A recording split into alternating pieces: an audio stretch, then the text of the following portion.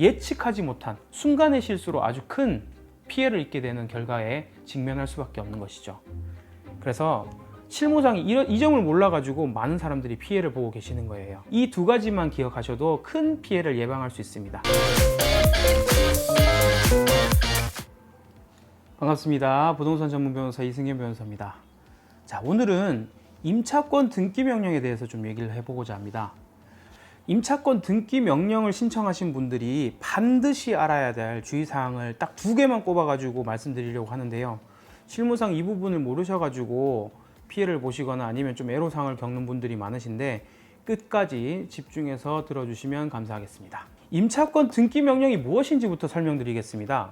자, 임차권 등기 명령 신청이란 임대차 계약이 종료되었는데 임대인이 보증금을 돌려주지 않아요. 그런 경우에 법원에 신청해서 그 해당 부동산에 임차권을 등기해달라고 요청하는 겁니다. 자, 그렇다면 임차권 등기 명령을 왜 신청하는 건지를 알아야 되는데요. 가장 큰 이유는 임대차 계약이 종료하고 이사를 가더라도 기존에 내가 살았던 대항력이라는 그 효력을 유지하기 위함입니다. 원래 임차인은 전입신고를 받아야 대항력을 취득하는데 이사를 나가게 되면 점유를 상실하게 되니까 대항력을 잃게 되는 건데요. 근데 보증금을 못 받은 상황에서 이사를 나가야 된다면 이러지도 저러지도 못하는 거 아닙니까? 내가 이사를 나가면 전입을 옮겨야 되는데 그럼 대항력이 사라지고 그렇다고 계속 살 수도 없고 이런 애로사항을 해결하기 위해서 만들어진 게 임차권 등기 명령이고, 그래서 임차권 등기를 받게 된다면 내가 실제로 몸은 나가지만 기존에 유지됐던 그 대항력은 쭉 유지된다. 즉 법적으로는 내가 계속 사는 것처럼 의제된다 라는 효력을 가질 수 있게 되는 것이죠. 자, 임차권 등기 명령을 받기 위한 요건은 크게 두 가지입니다. 첫 번째는 임대차 계약이 종료되었어야 됩니다. 계약이 끝났어야 된다는 얘기죠. 그리고 두 번째는 계약이 끝났음에도 불구하고 임차인이 보증금을 돌려받지 못했다. 일부라도 보증금을 돌려받지 못한 부분, 이게 다 법원에 소명이 돼야 되는데 무슨 말이냐? 임대차 계약이 언제 종료됐다는 부분이 증거로 들어가야 된다는 얘기를 하는 거고요. 임대차 보증금을 내가 얼마를 이 사람한테 줬는데 아직 못 받았다라는 부분이 자료로서 증거로서 증빙이 돼야 된다는 얘기를 합니다. 자, 이게 다 충족이 되어야지 법원에서 보고 임차권 등기 명령 결정을 해주는데요. 자, 여기서 이제 가장 주의해야 될 그 중요 사항을 말씀드리겠습니다. 자, 첫 번째는 임차권 등기 명령을 신청하면 무조건 다 웬만하면 다 된다, 이렇게 보시면 조금 오산일 수 있는 게, 법원에서도 보고 이 계약이 종료했는지 여부를 상당히 면밀하게 살핍니다. 즉, 첫 번째 주의사항은 뭐냐면 반드시 계약이 종료했어야만 임차권 등기 명령을 받을 수 있다는 건데요. 무슨 말이냐? 주택 임대차의 경우에는 계약 종료 6개월 전부터 2개월 전 사이에 계약 종료의 의사표시를 했었어야 됩니다. 즉, 임차인이 계약 종료 6개월 전부터 2개월 전 사이에 나 나갈래요, 나 이제 그만할래요 라는 통지가 임대인에게 도달했었어야 되는데요. 만일 이런 걸 안 했다, 그러면 묵시적으로 갱신되고 이 계약이 자동 갱신이 되는 거거든요. 임차인이 나간다고 한 날 바로 해지되는 게 아니라 그 해지 통지가 도달한 날부터 3개월이라는 시간이 더 걸리기 때문에 그런 경우에는 법원이 임차권 등기 명령을 받아주지 않습니다.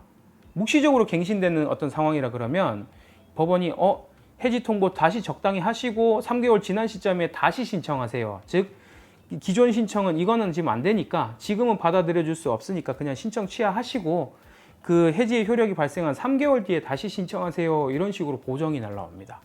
그래서 반드시 계약 종료를 지켜야 된다. 그렇게 하기 위해서는 주택임대차보호법상 그 해당 기간 내에 적절한 그 해지 통보가 있어야 된다는 점을 유념하셔야 될 거예요.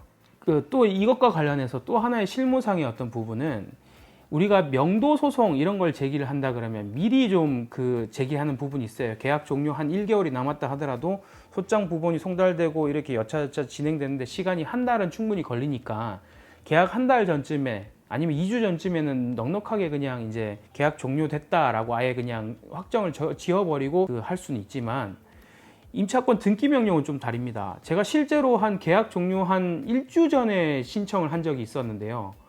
법원이 보고는 불과 한 며칠만 기다리면 종료가 되는 건데 그것도 바로 보정을 내려가지고 다시 신청하라고 오더라고요. 그래서 계약 종료일 이전에 미리 신청하는 것도 어렵다. 즉 계약이 종료하고 난 이후에 바로 신청을 하는 게 가장 좋겠다. 이 부분도 덧붙여서 알려드립니다. 자, 두 번째 주의사항이 있습니다. 사실은 이 말씀을 드리기 위해서 본 영상 찍게 되었는데요. 무엇이냐면 임차권 등기가 등기부에 딱 격려된 걸 확인하고 이사 나가야 된다는 겁니다.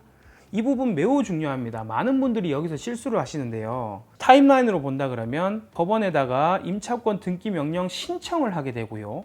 그거에 따라서 법원에서 임차권 등기 명령 결정을 내리게 되고, 이 결정문이 이제 임차인과 임대인에게 쌍방 송달이 되고 난 다음에 그 사이에 법원이 이제 그 등기소에 촉탁을 해가지고 이 주택 임차권 등기가 실제로 등기가 격려가 되게 되는데요. 임차권 등기의 효력은 언제 발생하냐면 임차권 등기 명령 결정, 즉 법원의 결정문이 나온 때가 아니라 실제로 우리 해당 목적물의 등기부를 뗐을 때 등기가 딱 박혀서 격려가 돼서 인쇄가 되는 그 시점, 접수 시점, 그때 등기가 됐을 때 그때 비로소 효력이 발생하는 겁니다.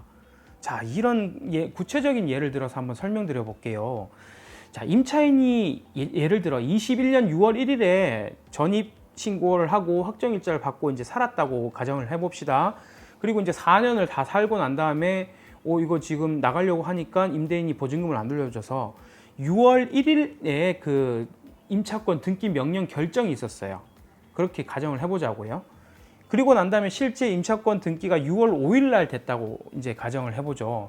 근데 만약에 임차인이 6월 1일 날 이제 임차권 등기 명령 결정됐네? 야호! 신나! 해가지고 만약에 임차인이 임차권 등기가 된 6월 5일 이후에 이사를 나갔다면 이 임차권 등기는 21년도에 전입했던 그 효력 그대로 쭉 유지가 되면서 이 임차인의 대항력은 21년 6월 1일자로 그대로 계속 그냥 킵되는, 유지되는 어떤 효력을 발휘하게 되는데, 만일 이런 경우가 있는 겁니다.